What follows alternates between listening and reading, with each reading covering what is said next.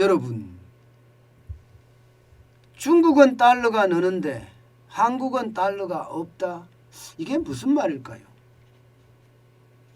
이게 지표로 봤을 때는 한국이 조금 낮아지고 중국이 조금 올라간다. 이거는 보입니다. 예. 그런데 실질적으로 이런 단초가 제공되는 것도 있을까요? 있습니다. 여러분 이거 한번 보세요. 올 초 대비 달러가 위안화에 대한 가치입니다. 플러스 0.4%입니다. 플러스 0.4%. 원달러 환율은 어떨까요? 원달러 환율은요. 올 초 대비해 보면 달러 대비 원화는 마이너스 3.7%예요. 마이너스 3.7%. 이 말은 위안화는 가치가 지금 강해지고 원화는 가치가 떨어진다는 이야기가 되나요? 그런데 이게 이상한 거예요. 이게 일반적으로 말입니다. 위안화하고 원화는요. 거의 가치의 어떤 그 선이 함께 갑니다. 평행선을 이룹니다. 오죽했으면 위안화하고 원화를 두고 프록시 커런시라고 이야기해요. 프록시 커런시. 쉽게 말하면 대리통화라는 이야기인데 위안화가 떨어지면 원화도 떨어지고 원화가 떨어지면 위안화도 떨어지는 그야말로 함께 가는 그런 통화라는 이야기인데 이게 지금 깨지고 있는 모양새예요. 이게. 자, 여러분 이거 한번 보세요. 이걸 보시면 지금 원화의 추이나 2022년 1월입니다. 2022년 1월. 원화의 추이나 혹은 위안화의 추이를 보세요. 거의 비슷한 양상으로 가잖아요. 그죠? 그런데 이게 올해 들어서서 원화의 가치는 쉽게 말하면 폭락합니다. 폭락합니다. 반면에 위안화의 가치는 오히려 올라가요. 비슷한 양상은 보이지만 쉽게 말하면 데드크로스가 일어난 거예요. 데드크로스가. 원화의 데드크로스가 일어났습니다. 이제는 원화 가치가 더 많이 떨어진다. 위안화에 비해서. 이렇게 지금 보이는 겁니다. 자, 그러면 왜 이럴까? 왜 이럴까 봐야죠. 이게 굉장히 중요합니다. 왜 이럴까? 쉽게 말하면 이 도표가 데드크로스가 난다. 지표가 데드크로스가 난다는 것은 여러분 중국은 달러가 계속 늘어나는데 대한민국은 달러가 줄어든다는 이야기가 됩니다. 그렇기 때문에 화폐의 가치가 차이가 나는 거고 한국이 더 떨어진다는 얘기. 한국이 더 떨어진다는 이야기는 한국이 달러를 획득하는데 중국보다 못하다는 이야기가 되잖아요. 실제입니다. 사실 여러분 보세요. 외국인들 한국에서 떠나고 있어요. 작년입니다. 작년 1월부터 시작을 해서 작년 10월까지 외국인들이 국내 주식시장에서 떠난 금액이 무려 말입니다. 54조 원치입니다. 54조 원어치. 54조 원이 지금 빠져나간 거예요. 작년 1월부터 10월까지요. 작년 11월, 12월은 좀 들어오는가 싶었지만 올해 들어서서도 1월, 2월, 3월 지금 달러가 계속 빠져나가잖아요. 계속 빠져나가고 있습니다. 어디 그뿐입니까 여러분? 우리 수출은 또 어떻습니까?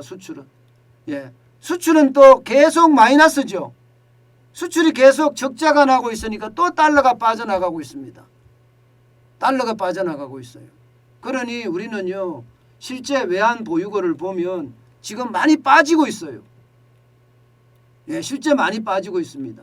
작년 10월 이후로 3개월간 무려 76억 8천만 달러가 빠지더니 2월 달에는 2억 4천만 달러가 증가했긴 했으나 지금 또 다시 빠져나가는 모양새. 결국은 말입니다. 달러가 많이 빠져나가니까 위안화 가치가 원화 가치보다 더 높아지는 겁니다. 반면에 위안화는 어떻습니까? 위안화는 오히려 계속 늘어납니다. 무역 수지가 얼마나 늘었나 하면요. 예, 2021년 무역 수지가 와 여러분 이거 대단합니다.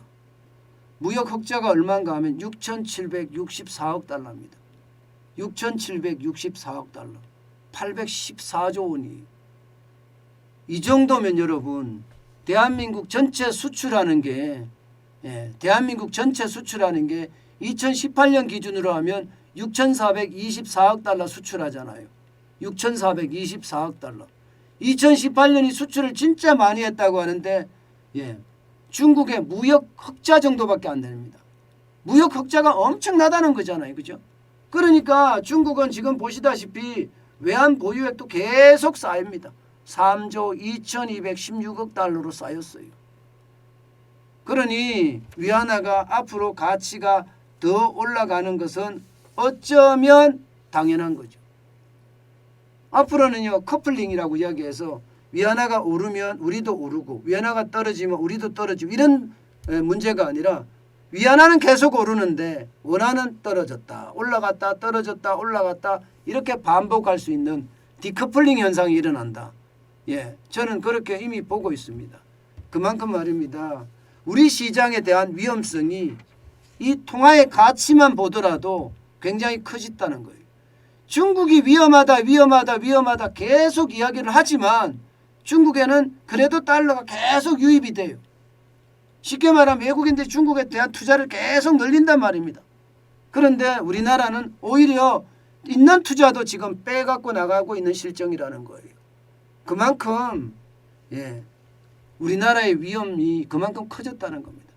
사실 여러분 어떨 때 이해가 안 되는 게요.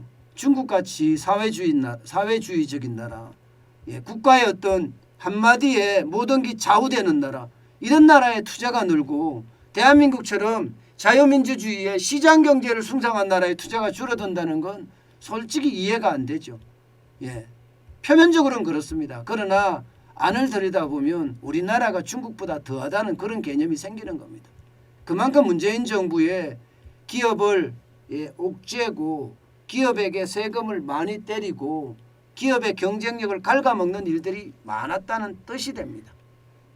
앞으로라도 말 그대로 자유민주주의와 시장경제가 완전히 자리를 잡아야 될 겁니다. 그래야만 원화의 가치가 다시 돌아오지 않을까요? 저는 당장은 힘든다고 보는데 장기적으로 빨리 대못을 빨리 빼내고요. 그러면서 자리를 잡아가는 것 기대해 보고 있습니다.